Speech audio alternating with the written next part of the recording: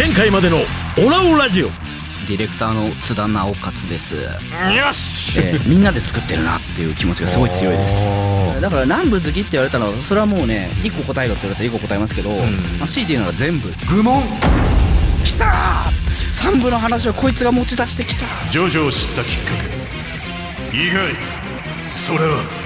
モリモリモリモリって切ったらペッシみたいになってる。鋭角に入っちゃったんですよね、なんか。いや本当ですよ。ジョジョの奇妙な冒険、スターダストクルセイダーズ。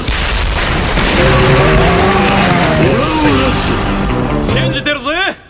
信じてるよ。ボインゴボインゴブラザ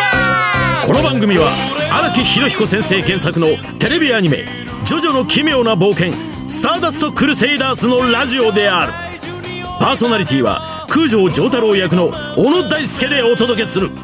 ストーリー、1987年日本。ジョースター家の血を引く青年空城城太郎は悪霊に取りつかれていた。祖父ジョセフは悪霊、すなわちスタンドが突如発現した原因が100年の眠りから目覚めた吸血鬼ディオとの因縁によるものだと明かす。城太郎はスタンドの悪影響によって倒れた母ホリーを救うため、全ての元凶にして邪悪の化身であるディオを倒すべくエジプトを目指す。数々の敵スタンド使いたちを撃破し、城太郎たちの旅は続く。この番組はスピードワゴン財団の提供でお送りします。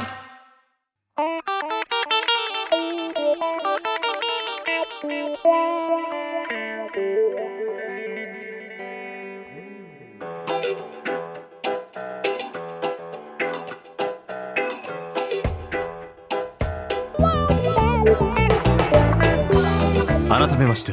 空城城太郎役の小野大輔です。いやさ、ジョインゴ役の小野大輔です。ジョジョの奇妙な冒険スターダストクルセイダースのラジオ第16回です。ウヒいや、ウヒだよ、ウヒがいたんだよというわけでですね、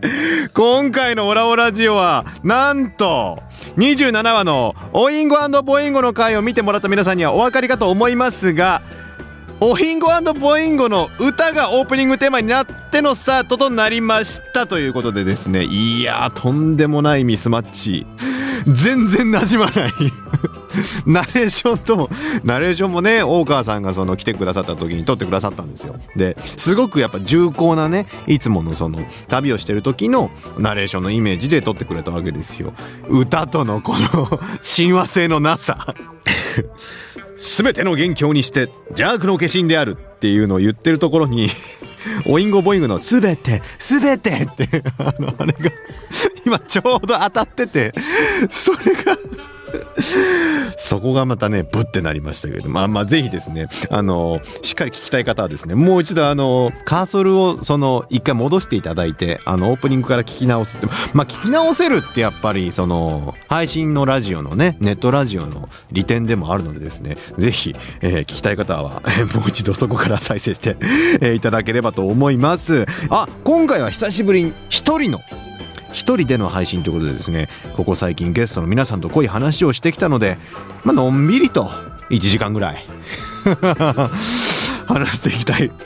と思います。はい、最近のゲストの履歴なんですが、第11回ね、大川さんですね、ナレーションこう使うというお話をしました。はい、ナレーションこう使うのコーナー面白かったですね。すごいね。あれちょっとネタ貯めといて、また大川さん呼んでやりたいですよね。はい。12話が木内さん、エンペラー、そうですね、ホルホース会ということでですね、木内さんのまたジョジョ愛が深かったですね。いや、オープニングにね、そのホルホースが出てるって話は僕らもなんて言うんだろうな、本当だって気づいてなかったことだったんで、うわーと思って。木内さんだから、でも木内さんアニメからジョジョ好きになってくださったのでですね、でもそういう人だからこそ見えるところもあると、アニメからジョジョにハマってくださったという木内さんにと、対極をなす存在ですよね原作が好きすぎて止まらないことでおなじみの岸尾さんですよ。いや、僕が抑えに入るっていう方になりましたから、ガリガリ進んでいきましたよね。もう本当ジョナサンばりにどんどん攻撃を腕に帽子刺さってるのに進んでくるからって感じでしたけれども、はい、いやもうできることならもう毎部登場してほしいぐらいの愛をですねひしひしと感じる、ゲストさんでした。はい、そして14回が福円ちゃんですね。はい、イギー、この時何やったんだっけ、スゴロク、昨年の10月にパシフィコ横浜で行われた、イベントでのそのパンフレットに掲載されていたスゴロクをこの場でやってみようってことだったんですけど、やっぱ作った人がねやっぱこじらせてるよね。そのコマがですね、しっかりそのストーリーに沿っていて、こうなっちゃったらしょうがないからマス戻るかなとか一回休みだなとかね、あれはねぜひやってほしい。むしろこのお正月やった人もいるんじゃないかというふうに思っていますけれども、でも福円ちゃんのねその熱さとイギーのそのいつも言うんですよ、うわいい感じにブサイクだねっていうのを、女性の役者さんに言うことではないかもしれませんけど、本当にねブサイクなんですよブサ可愛いっていうところをですねちゃんと表現してくれてるのが素晴らしいですよ。そしてそんな福円ちゃんをお迎えした次の回15回はですね来ましたよ、津田ディレクター。ジョジョを知ったきっかけそれはの話が盛り上がった回ですね、これはね。はい、津田さんのそのお友達が偉いなと思いましたよ、これは。だからそれがなかったらもしかしたらジョジョにはまってなかったかもしれないし、ゆくゆくこうやってディレクターをやってなかったかもしれないという話もしてましたし、そんなゲストさんへの感想も毎回いただいております。そうなんですね。そうだ、このラジオねなかなかメールを読まないんでですね、ちょっと読みたいと思います。スタンド名インドアバイ大川さん登場と聞いてもう興奮しまくっている中、ラジオを聞き始めると大川さんの声であらすじが始まり、思わずうわーっつと家族の前で叫んでしまいました。大川徹がラジオで喋るこの喜び、エンディングに入った時に思わずどうして53分だけなのよーっつとまたも叫んでしまって不審な目を向けられましたまた大川さんに出ていただきたいですということで、もうぜひですね、はい、また呼んでほしいの意見が多数。いやそうですよ、もっと聞きたいし、大川さんがある意味その1部2部の熱さを3部に伝えた伝道師でもありますからですね、はい、ぜひ来ていただきたいと思います。そしてスタンド名エリーベテルチ、エリエリエリエリエリエリエリエリエリエリエリ気象さんの回聞きました？気象さんのジョジョ愛しびれる憧れるですね。僕の名前はエンポリオから出てきた時は爆笑しましたジャイロは私も好きですがジョニーの方がもっと好きです気象さんはダンのような敵ではなく味方を演じて欲しかったなとも思いました。なので4部5部はぜひ光一くんかロハンかジョルノかブチャラティかジャイロか演じてほしいですっつということでですね、いや何人あげてんだよ。いやそうなんですよね。長田さんもね今カンペを出してくれたんですけど、ダンが良かった、ダンも良かったよ、いやダンが良かったよっていうことで僕もそう思います。いやさっきもねそうなんですよ、このラジオのその打ち合わせの時に5部の単行本もちらっと置いてあって、なんで5部置いてんですかって話をしたんですけど、そうだ長田さんその話もしなきゃいけないじゃないですか。皆さんご存知かと思いますけれどもですね、3部が始まったっていうことで集合写真、アフレコ現場の集合写真がサイトの方にアップされていたはずですね。はい、僕ら撮ったんですけれども、あれについての、メールが来ているということでですね、それを読んでなぜ、5部の単行本が置いてあったのかっていう話をしたいと思います。こちらスタンド名ワルチング・マチルダ、スターダストクルセイダース25話拝見しました。 BS11 視聴組なので最速の東京 MX での放送開始から1週間ようやくの解禁でした。待ってましたよ。イギーのあんなにふてぶてしいのに、動きも声もしっかりキュートなところに釘付けになったり、ヌールさんとのバトルこれからどうしたらとか考えていたらあっという間の30分でした。これだからいいんですよ、これがまたこうして濃密な時間を送れる日々が始まるんだと思うとハッピーうれぴーですと、次の放送の日まで新オープニングとエンディングを含め繰り返し見て気分を高めていきたいと思います。エンディングといえば今回のお話の中で丈太郎たちは集合写真を撮っていましたが、その写真がエンディングの最後にも登場して胸にジーンときました。そしてその写真の中のみんなの立ち位置、どこかで見覚えもありました。そう1話目放送開始前にアニメの公式ツイッターで公開されたキャストの集合写真なんじゃないかと。さすがに雲翔さん、福円さんの座る位置などアニメ写真とやや異なる箇所もありますがまあそりゃそうだよね。だって膝座んなきゃいけなくなっちゃうからね。こういうリンクたまらなく嬉しいです。キャストさん方はこのお写真どんなタイミングで撮影されたのでしょうか。そして撮影の際の心境いかがでしたか。よろしければお聞かせいただけると嬉しいです。まあですね、まあこれだからスターダストクルセイダースエジプト編の1話目と言ってもいいでしょうね。はい。あそこを撮ったアフレコの日ですかね、これはの収録後、まあつまりンドゥール戦の前編と後編の間で撮ったってことになりますかね。はいいやー、これがですね、まあぶっちゃけて言いますと5部で出てくる写真なんですよ。でこの集合写真なんですけれども、立ち位置がですね完璧に再現されているわけなんですが、これ確かあれだよね、高寺 P がね、そうワーナーの高寺 P がここで撮りたいんですけどって集合写真撮りたいんですけどって言ってきて、つきましてはこの立ち位置でお願いしますって言い始めて、まあ僕と三宅健太はこれはもしかしてって話になって、これもしかしてそうですってそうですね、前列に一番前列にポルナレフ小松くんがいて、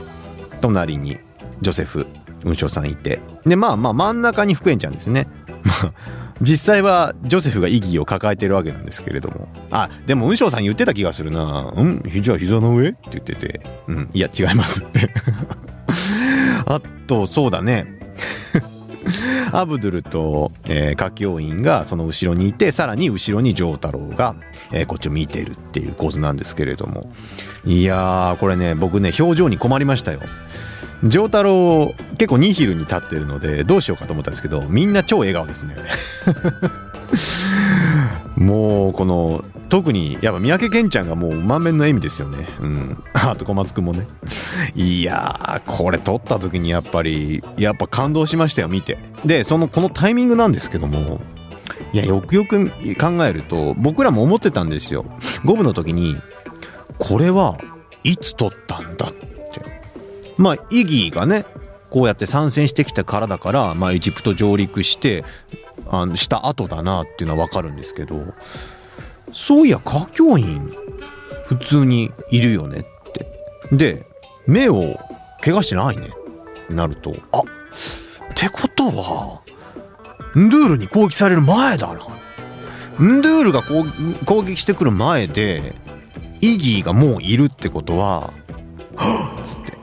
つまりお話のお話の途中、つまりそのアニメ版で入ってたタイミングがベストっていうか、タイミングしかないわけですよね。いやーだからアニメスタッフすごいなと思って。でそもそもね3部で写真を撮るっていう描写はないわけですよ、原作には。後で分かることですから、よくここに入れてきてくれたなと。いやだからこの場を借りて感謝ですよ。素晴らしい。だここ逃してたらないわけですから。よくありますよね。でも写真撮っときゃよかったみたいなのって日常生活であの時写真撮っときゃよかったって、イベントの時もだって写真撮ればよかったって何度も思いましたもん。はい、そんなわけでですね、今日はですね、このメールにもある通りいろんなことをですね、このメールから紐解いていこうかなと思うんで、どんどん読んでいきましょう。では一体行ってみたいと思います。スタンドメール16。小野さんこんにちは。初めてメールさせていただきます。ありがとう。私は3部のアニメから入ったジョジョビギナーなので毎週楽しみに見ていますが、歌教員が目をやられてしまった歌教員が一番大好きな私はもうテレビの前で大声で叫んでしまいました。歌教員大丈夫かなとハラハラしながらこれからの放送楽しみにしておりますということでですね、アニメの感想たくさん来ているんですけれども、歌教員がシリーズ、続きましてスタンド名ほうの前髪、小野さん、そしてスタッフの皆さんこんにちは。歌教員が大好きなビギナージョジョジョです。女性の方ですね。BS11 なので1週間遅れですが25話を見ました。歌教員が歌教員が目を歌教員がクールで知的な歌教員が目をやられてしまった。ショックでした。とにかくショックでした。まさか歌教員はこのままリタイアで旅から離脱してしまうのでしょうか。今の心配は受験よりも歌教員です。歌教員の目が治ることを期待していますということで、どうなる歌教員。なるほどね。皆さんお気づきですか。アブドゥルもです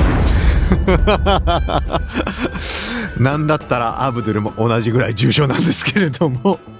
アブドゥル一回ね、前半戦のこの旅の途中で一回離脱したことがあったんですけれども、今度は歌教員ですよ。2人ともこれで離脱してしまって、しかもより今回重症なのは歌教員だなということでですね、いやー、僕もやっぱり連載というかね、コミックス読んでてうわっと思いましたもんね。でまたポルナレフのせいだなってなんかね、僕ね割とそこら辺忘れてたんですよ。あれって歌教員やられたのってどうしてやられたんだっけと思ってて、お話をやった時に思ったんですよね。またポルナレフじゃんって、お前がワーワー言ってるから注意がそがれて結果ザクってやられちゃったんですよ。アブドゥルの時もそうだしね。なんだろうな、でもデス13戦でたまたま助けてるからプラマイゼロにはなんないかね。だから歌教員心配です。とても心配なんですけれども、その分やっつけときましたからドゥールを。そうドゥール戦のね評判もまた僕各所で聞いてるんですけども、今日さっきジョジョが好きすぎて、しょうがないラジオの構成作家とたまたますれ違いまして、ドゥール戦良かったですと、最高でしたと、悪には悪のカリスマが必要だというドゥールの芝居にしびれましたということでですね、いや僕もでも本当思いました。上映会でもねそのところに触れたので、シ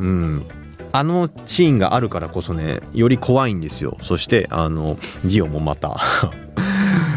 エジプト救衛神のスタンド使いたちにとっては必要な存在ということでですね、より怖くなってきたし、よりでも倒さなきゃいけない相手だなと思って、上映会で言ったんですけどもですね、俺がじゃなくて俺たちが裁くっていう気持ちで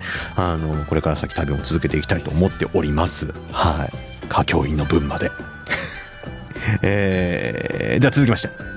スタンドのナギコ、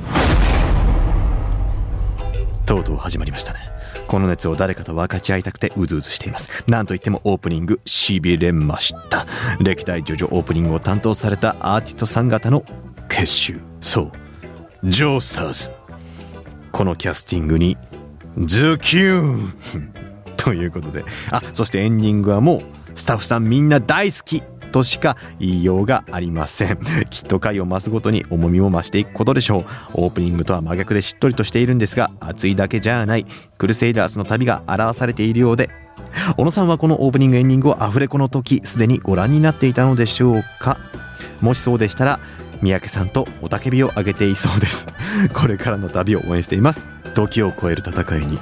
終止符を行くぞ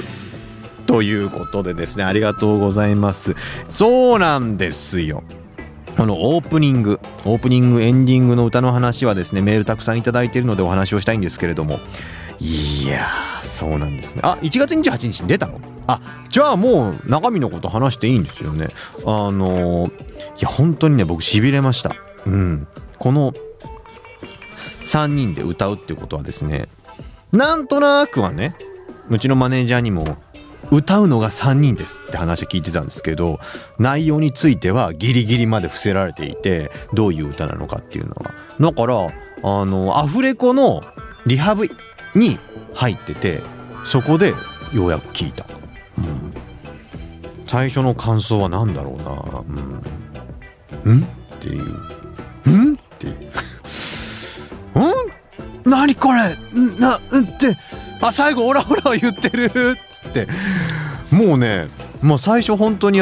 それこそジョジョを読んだ時の最初の感想なんじゃないですかね、それがと同じだった気がする。何これブハって終わった。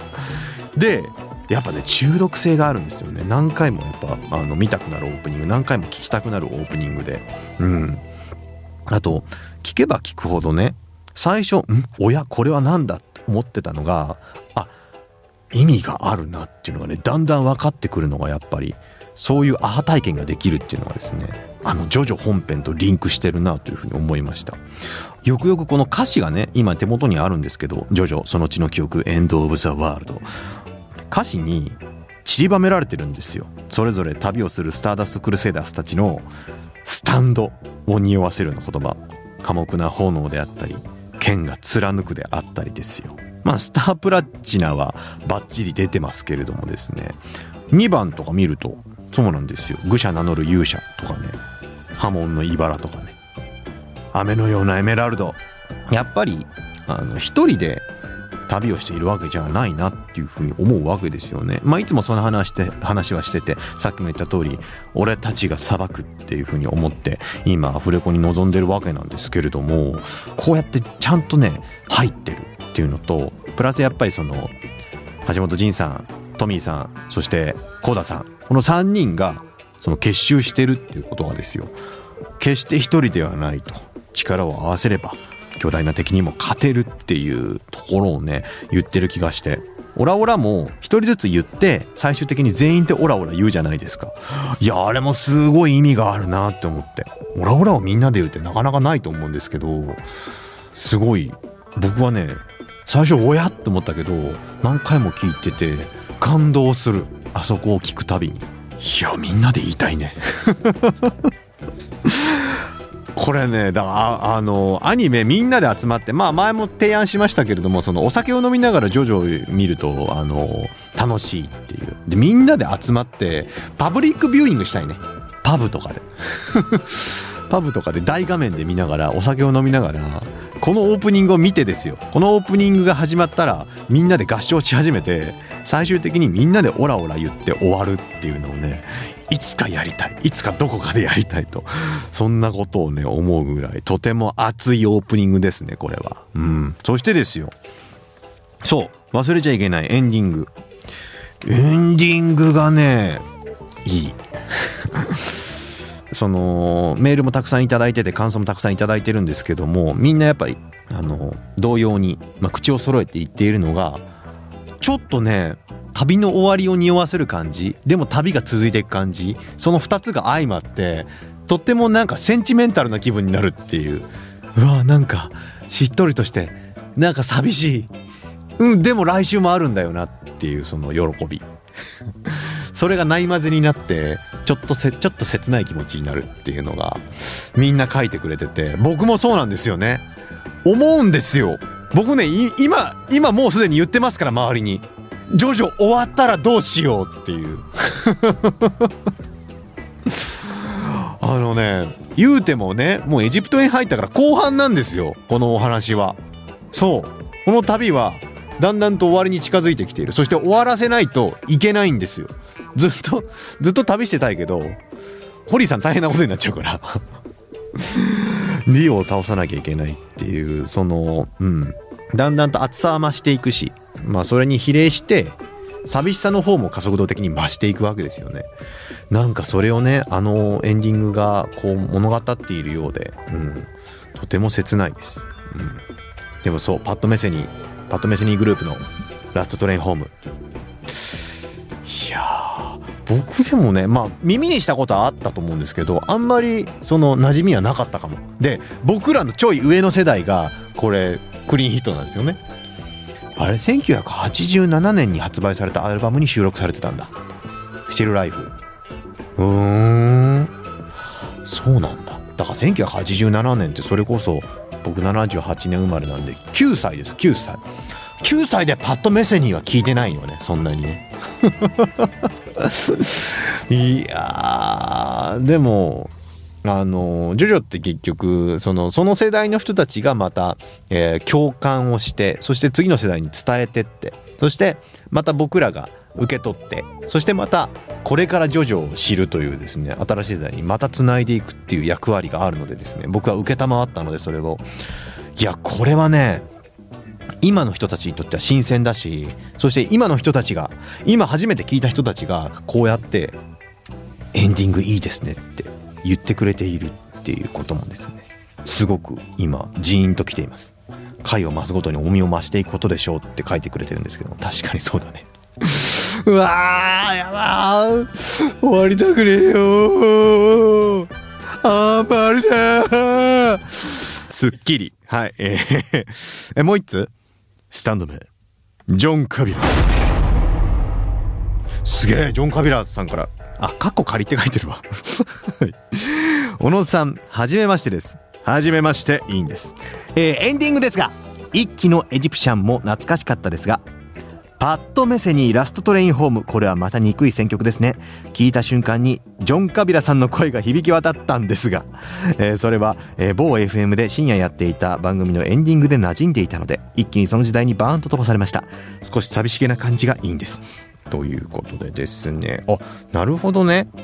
FM の番組のエンディング、そうなんだ。これは意外というか、これは僕も知らなかったですね。ジョン・カビラさんでいやーでもね、思う、確かに物悲しい感じっていうのはやっぱ少し寂しげな感じがするんですよね。いいんです、ジョン・カビラです、っていう、もしジョン・カビラさんやってても FM でそのノリかは僕知りませんけどやっててもこれ流れ出したら、というわけでお送りしてきましたってなるかもしれないで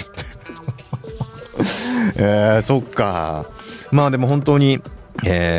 の旅はですね、まだまだ続きますんでですね、この思いをですよ、スタッフさんの思いがあってこの選曲になっているわけですから、この思いをですね、ラジオの方でも続けていって、ラジオはですねこのまま、このテンションでこのラジオも続けていきたいと思います。このラジオが終わる時のことがちょっとやっぱりでもちょっと脳裏に浮かんで、無理だーすっきり。ザ・フール、破壊力 B、 スピード C。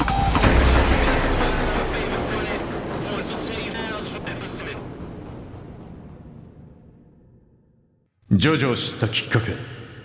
意外それだろ。ジョジョの奇妙な冒険との出会いにドラマあり、作品を知るきっかけとなったエピソードを紹介していきます。というわけで、前回からコーナー化しましたが反響たくさんいただきました。どんな出会いのエピソードあるんでしょうか。紹介していきます。スタンド名ヒヒーロカネ。ジョジョを知ったきっかけ、意外それは置いてあった少年ジャンプ。小学生の頃、電車の網棚を見ると誰かが忘れたか置いていったであろう少年ジャンプ背が高いのが自慢だった僕は恐る恐るそのジャンプを手に取りページをめくると、意外、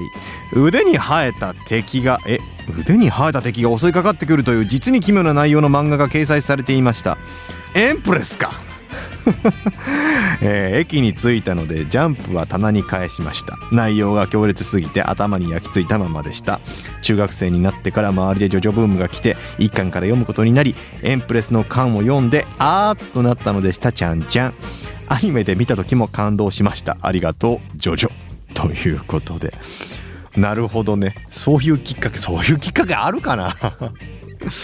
エンプレスの回からハマったっていうことですね。でもね、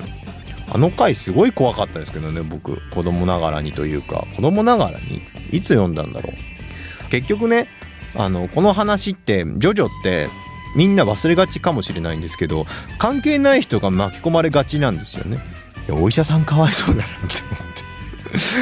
お医者さん何も悪いことしてないのにって、悪いことしてない人がその巻き込まれるのと、悪いことしてない犬が巻き込まれるのがあまりに多くて先生頼むよ先生犬に優しくしてあげてとか、すごく怖かったんですけれども、こっから入ってくれた人がいるっていうことはいいことですね。僕最初に読んだ回ですか、僕最初に読んだ回はね、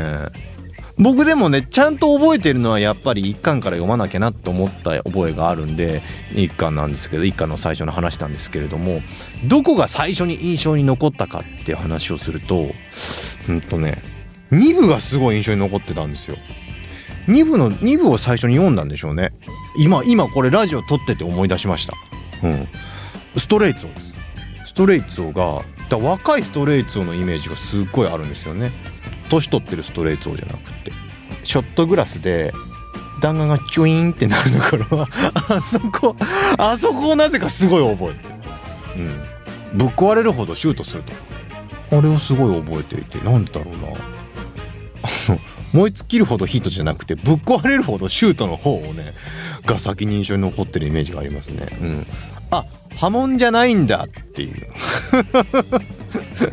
打つんだっていうめった打ちなんだっていうところね。あとそれで全然起き上がってくるストレイツォっていうところとか、あの辺がねすごく印象に残ってますね。だからかな俺、最初のそのジョジョって南部っていうイメージを最初に聞かれるとパッと思い浮かぶのが2部のいろんなシーンなんですよね。逃げるんだよとか、勝てばよかろうなのだとかね、あれがねすごい世界一とかが思い浮かんじゃう。ジョジョってどんな話って聞かれると、いやー、でもちょっと僕も今初体験しましたよ。自分が一番最初に、見て覚えてるシーンっていうのをですね思い出せました。続きましてスタンドメンカッコント、聞き始めに有効。ジョジョを知ったきっかけ、意外それはうっちゃんなんちゃんのオールナイトニッポン。私がジョジョを知ったきっかけはうっちゃんなんちゃんのオールナイトニッポンでした。当時雲南のお二人がジョジョが終わるまでジャンプ読むのをやめないとおっしゃっていて、そのタイトルを知りましたうわーいいね。まだ小学生だった私はタイトルを知ったのみで終わってしまい、実際ちゃんとジョジョを読み始めたのはこの3部のアニメ化、三宅健太さんが出ると聞いてだったんですが、私の中でずっと心に引っかかっていたジョジョはとても奇妙な存在でした。アニメ化によってずっと気になっていたジョジョをちゃんと知ることができ感謝しております。アニメこれからも楽しみにしております、ということでですね。なるほど、雲南のオールナイトニッポンですかジョジョが終わるまでジャンプ読むのをやめない雲南ね、でも聞いた覚えあります。オールナイトニッポンっていうか、オールナイトニッポンを深夜聞いて次の日眠いまま学校に行くという世代そんな世代あるかなでもオールナイト聞いてる世代でしたよ。雲南のオールナイトってジョジョの話結構してたんだ。そっかだからか。でも雲南のお二方もね、どっちかっていうと世代なんでしょうね。ちょっと大人になってジョジョの面白さが分かるようになったところで、刺さる年代でちゃんと連載を読んでる世代ってことですよね。僕らはどっちかっていうと連載をしてる時はまだハマってなくってコミックスで後追いしてハマった世代だと思うんですよ。どっちかというとだから分かるこれ。でも本当オールナイトニッポンイコールラジオですから、ラジオきっかけでジョジョにハマるっていうのはですね、このオラオラジオをきっかけでハマるっていう人もいましたから、ある意味、いいことです。何おさらさんも聞いてたので、聞いてて嬉しかったですと、ジョジョの話してくれててって。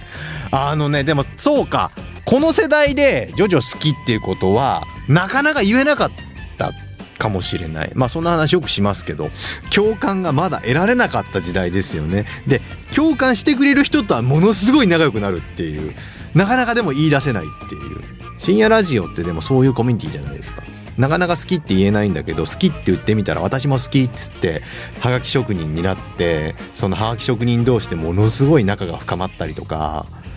はがき職人同士が出会った瞬間のものすごい感動とかジョジョとラジオってその愛の深まり方が似てるかもしれないですね。深いそして好き同士が巡り合ってしまうっていう、惹かれ合ってしまうっていう、この感じがシンクロ率が高いかもしれないですね。まだいるよ。スタンド名とろけたバター。ジョジョを知ったきっかけ、意外それはサラリーマン。突然ですが、私はジョジョについて高校 1,2 年でようやく理解したところです。それまではジョジョああ巷で噂のぐらいのよく聞くなくらいでした。しかし一挙放送か何かでそこにしびれる憧れるというセリフを聞いた時に隣で姉が綺麗にそのセリフにかぶせてきたのです。姉に聞くとジョジョあんま知んないけどこのセリフ夢じゃんくらいのテンションだったのでそれはもう気になって夜も眠れねえ状態でした。コロンボだね。そしてたまたま電車で隣に座ったサラリーマンが開いている本がジョジョだったのです。ちらっと覗き見るように読んだ内容に衝撃を受けました。セリフなのか擬音なのかわからないと心の中で突っ込んでいました。そこにやってきた第3部放送のお知らせ、そして見てしまった第2部、これは見るしかねえということで見てみました。擬音がそのまま文字化しとるというのが率直な感想でした。今ではひたすら録画してリアルタイムでも見ています。最近では友人ともジョジョネタで盛り上がるほどジョジョ愛をこじらせています。ジョジョたちは筋肉痛の元になるのでほどほどにしておきたいと思いますということでですね、ありがとうございます。こういう入り方もあるんですね。というかその前にあれじゃん、お姉さんのそこにしびれる憧れるをユニゾンしたっていうところがきっかけなんじゃないですかね。いやー、まあでも確かに一挙放送であったりとかセレクション放送、僕間のその映像のところで出させていただきましたけれども、そういう機会が多い、お正月に一気に流しがちっていうのがジョジョあるあるになりつつあるんですけれども、それで知ってくれるっていうねの嬉しいですよね。これねもっと増やせると思う。もっとこれからジョジョを知るっていう人を増やせると思うんで、僕もねいろんなところでちょっと出していきたい。どうすればいいんだ、あとどうすればいいんだ、あれじゃない、一心堂さんから出てるそう小耳に挟んだんですよ、フェイスパックが出たとすいませんねここにぶっ込んじゃって。なんかね出るこれから今日この配信日に発売されているあのパックいいよね。あのパックを俺もしたいし、むしろ俺じゃなくて例えば長田さんにしてもらって俺がこう構えてるところで長田さんに後ろから殴りかかるポーズをしてほしいんだよねそうすると再現できるっていうスタープラチナフェイスパックだ、オラオラオラこれよく上品化したね。オフィシャルでしょこれ。石仮面とスタープラチナが、発売されてるんですね。いやーこれ欲しいね。この一心堂さんがその日本の文化っていうのをそのフェイスパックに落とし込むっていう形で日本の文化素晴らしいっていうことも海外とかにもねそのアピールしていくっていう意味合いも込めてそのフェイスパックを作っているっていう会社だと僕はちらっと見たんですけれども、ということはですよまたこれによってですよ海外にもですよ、そして美容業界にもですよジョジョが浸透していくわけですよ。パックだけに現物あるんですか。じゃあ後ほどちょっとエンディングまでにちょっと触れさせていただきますね。それエンディングじゃあそのパックをしたまま配信したいと思いますはい、というわけで辻彩もびっくりしてるんじゃないでしょうか以上、ジョジョを知ったきっかけ意外それはでした。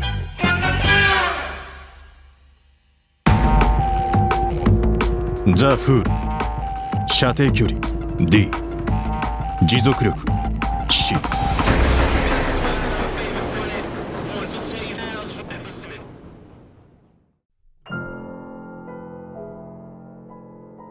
あなたの奇妙な冒険、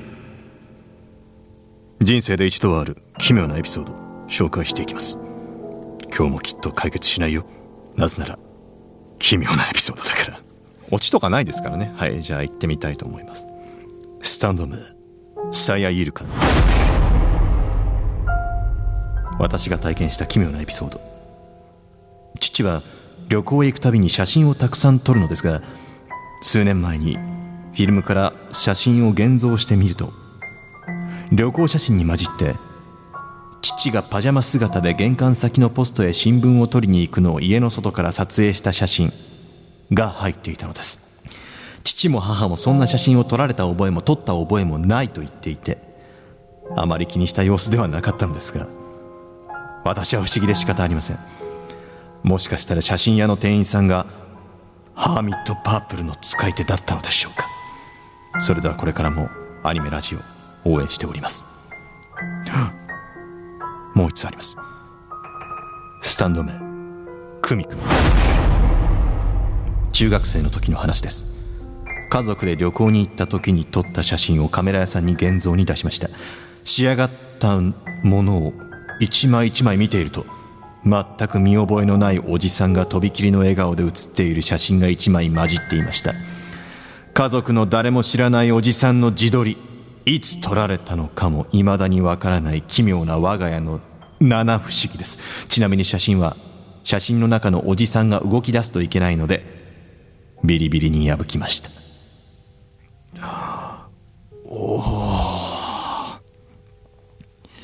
多分燃やした方がいいと思いますよ、写真は。まあでもそうなんだ。わ怖。まあこっちの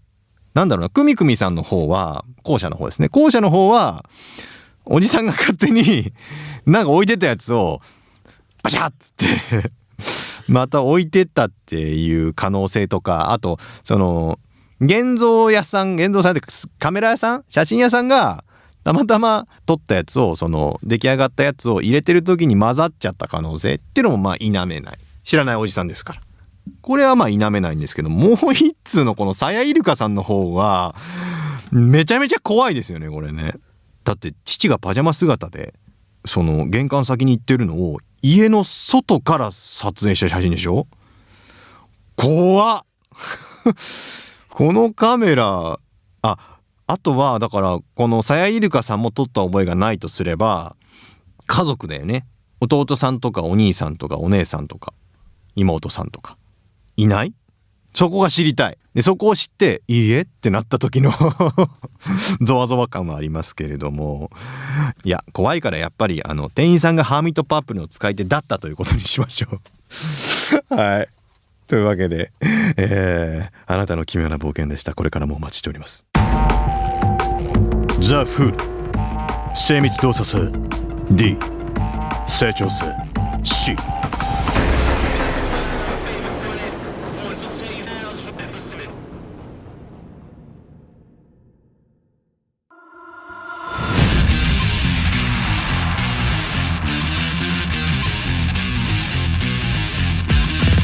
ジョジョの奇妙な冒険スターダストクルセイダースオラオラジオエンディングです。というわけでザ・フールの基本能力見ていきました。これでジョースター一行とその出演声優全員の能力が判明しましたね。はいいやどうなることやら。成長性がねちゃんとあるからね。いや僕も成長性はあるんですよ。高まるといいねそんなわけでですよ、というわけでですね、ここでお知らせです。2月6日金曜日から4月15日水曜日までの間、池袋サンシャインシティ J ワールド東京にてテレビアニメジョジョの奇妙な冒険スターダストクルセイダース in J ワールド東京が開催されます。丈太郎一行やスタンドをモチーフとしたミニゲームやオリジナルフードグッズなどが登場します。ぜひぜひお楽しみにということでですね、こちらの情報やこのねジョジョのフェイスパックの情報などは、公式サイト jojo.com を見ていただければわ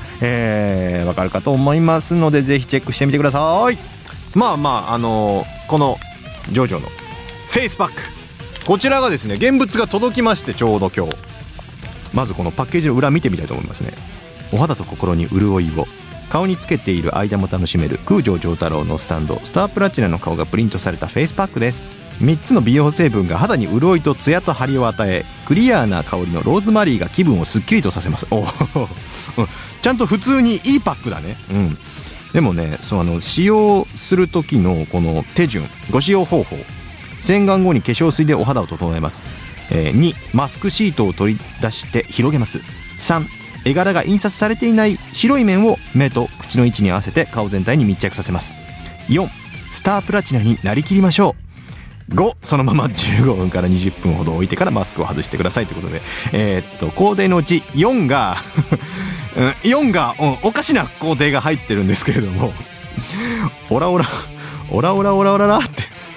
書いてますね。はい。長田さんが持ってるのは石仮面フェイスパックの方ですね。石仮面の方は4、不老不死の吸血鬼になりきりましょうって書いてあるんで、これ4のくだり書かなくてもいいんじゃないかなって思いますけれども、大事なんですねこれ。じゃあ今つけてみましょう。これでもね、気をつけないと破けちゃうんでねはい今丁寧につけますよ。丁寧にしっとりしてるよ。しっとりしてる。ついた。やれやれだぜスタープラチナ、オラしっとりだぜ意外喋りやすい全然喋れるし、前も見えるし、これはいいね。つけたままいろんなことができる。つけたままアニメも見れるし、つけたまま会話もできるよおさらさんもこの後つけて、じゃあ写真撮りましょうね。はい、この一心堂本舗さんのこのね、どうかしてるな、いい意味でどうかしてるな、こじらせてるなと思ったのは、パッケージ開けると、開けたところにスタープラチナの解説、スタンドの能力説明とストーンマスク、石仮面の説明書きがしっかり書かれているということで、一心堂本舗さん、貴様こじらせているな。はいというわけで、こちらぜひ皆さんもですね、ゲットしてスタープラチナと石仮面になりきっていただければと、思います、そんなわけでですね、こじらせているといえば、次回あの男がオラオラ城に帰ってきます。モハメド・アブドゥル役三宅健太さんですというわけで、次回も1時間超えちゃうのかな。引き続きアニメやラジオの感想、各コーナー宛てのメールもお待ちしております。はい、というわけで、長田さんも石仮面をつけてですね、人間を辞めたところで、お相手は空長長太郎役の小野大輔でした。この番組はスピードワゴン財団の提供でお送りいたしました。